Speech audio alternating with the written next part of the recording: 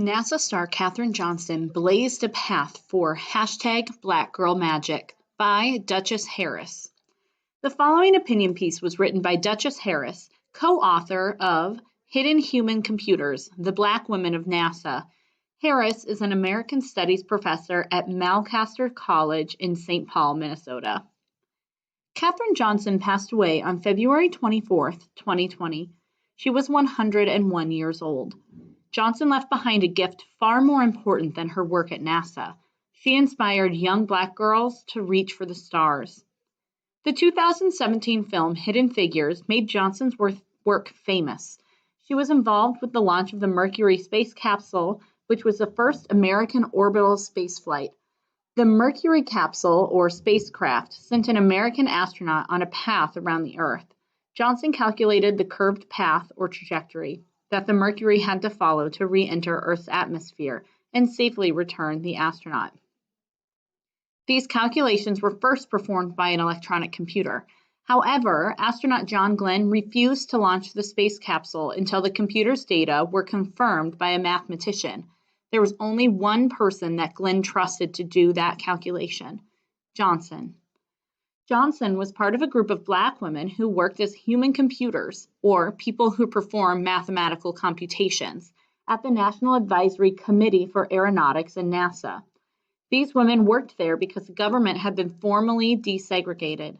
However, these women still had to deal with a segregated workplace, where Black people and white people worked separately. The department often failed to recognize the accomplishments of Black people. Johnson made Glenn's orbit of Earth possible. In 1962, the Mercury space capsule launch represented a major first for Americans in the space race. The space race was a race between the United States and the USSR to be the first in spaceflight. Glenn became the first American to orbit the Earth and the third to go into space. In 1962, NASA's electronic computers filled an entire room. However, astronauts like Glenn weren't confident in the machine's abilities. NASA wanted Glenn's capsule to land in a specific place in the ocean. One error could mean failing to re-enter Earth's atmosphere. This would mean death for the astronaut. Johnson was assigned to double-check the computer's calculations. The trajectory that the Mercury capsule followed was an arc. Johnson had to calculate where the capsule would be at any given time. The calculations were tricky because Johnson had to factor in the Earth's rotation, but she had years of experience doing similar calculations. Her calculations agreed with the information the computer produced. On February 20th, the launch occurred successfully. The capsule landed where Johnson predicted. People gave Glenn a hero's welcome, but people failed to recognize the NASA employees whose work had made his safe trip possible. Johnson wasn't the only one. Miriam Mann was a Black woman who had also worked as a human computer. She too helped with the preparations that led to the first American's orbit of the Earth. The media ignored Black women of NASA. Glenn's orbit of the Earth was perhaps not the most important event for most Black Americans. With all the problems that the 1960s brought to people on Earth, how could they be interested in what was happening beyond the atmosphere? The media's reporting on NASA ignored the contributions of Black women completely. Even Black newspapers and magazines like Ebony and Jet largely overlooked Johnson's work and NASA.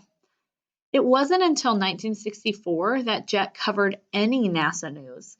They published a paragraph-long piece that reported there were only 434 Black employees among NASA's 9,200-person staff. A year later, the magazine Ebony ran a short item on Melba Roy. She was a Black woman who worked as a human computer at NASA. It didn't mention any of Roy's Black female coworkers.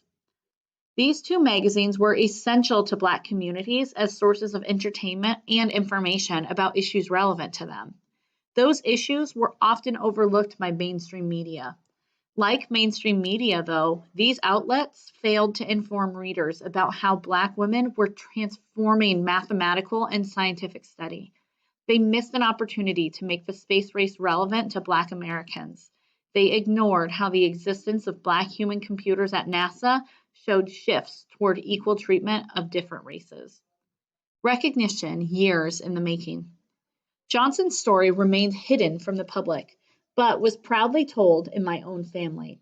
My grandmother, Miriam Daniel Mann, worked with Johnson. She told my mother, who told the story to me.